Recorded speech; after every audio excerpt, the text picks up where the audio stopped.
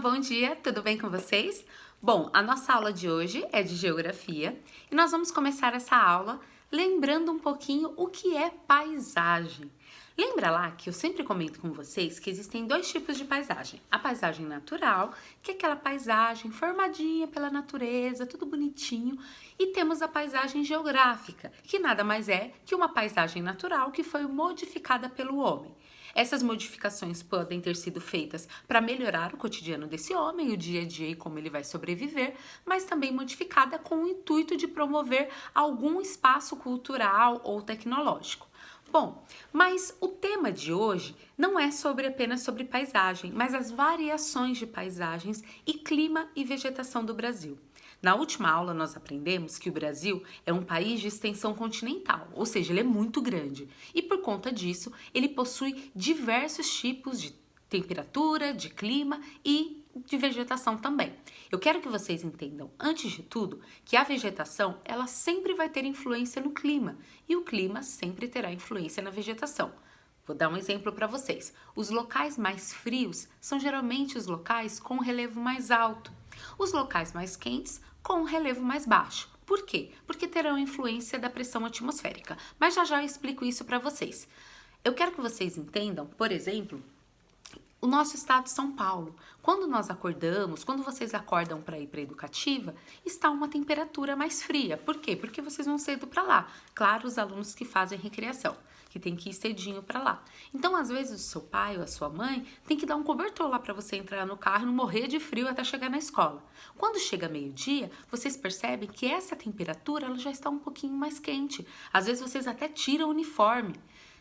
À tarde, durante as nossas aulas, o que acontece? Vocês já estão pegando o uniforme novamente. Por quê? Porque a temperatura novamente sofreu uma modificação e está mais amena.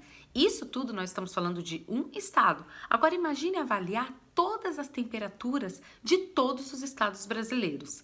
Vamos fazer uma comparação de dois estados? Vamos pegar, por exemplo, a Paraíba, que fica lá na região nordeste do Brasil. E vamos pegar, por exemplo, lá no sul, Curitiba.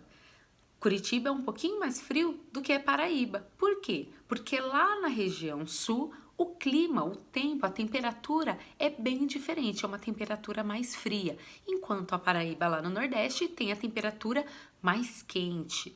Eu quero também explicar algo para vocês. As pessoas se confundem muito quando vão falar de temperatura e de tempo. Temperatura ou tempo é a mesma coisa. Quando a gente fala assim, a previsão do tempo, na verdade nós tínhamos que falar a previsão do clima, porque o que muda é o clima. Eu sei que para você vai ficar meio estranho, mas temperatura e clima são diferentes. A temperatura, ela é algo mutável e muito rápido, ela modifica de uma maneira muito rápida, como eu expliquei para vocês a mudança durante o dia em São Paulo. Agora o clima, ele demora de 20 a 30 anos para ser modificado, porque o clima acontece lá na atmosfera, na camada da atmosfera. Então isso nos mostra que nós aqui na Terra temos as variações de elementos e fatores climáticos, mas isso é assunto para outra aula. Nem pegue isso nesse momento que depois eu explico para vocês.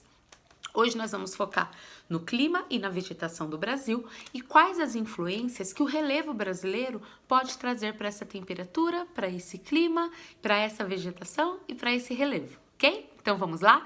Pegue aí uma almofada, pegue aí um cobertor quentinho e vamos lá estudar? Que elementos naturais se destacam nessa paisagem? Observe bem. O que você sabe sobre o tipo de vegetação presente nessa paisagem da foto? E sobre o relevo? Você já visitou algum lugar com uma paisagem semelhante a essa? E como se sente em relação à foto? Como já vimos, o Brasil é um país de grandes proporções, ou seja, muito extenso. Desse modo, é possível observar em seu território paisagens bastante diferentes uma das outras, com características distintas de clima, vegetação, fauna, relevo e hidrografia.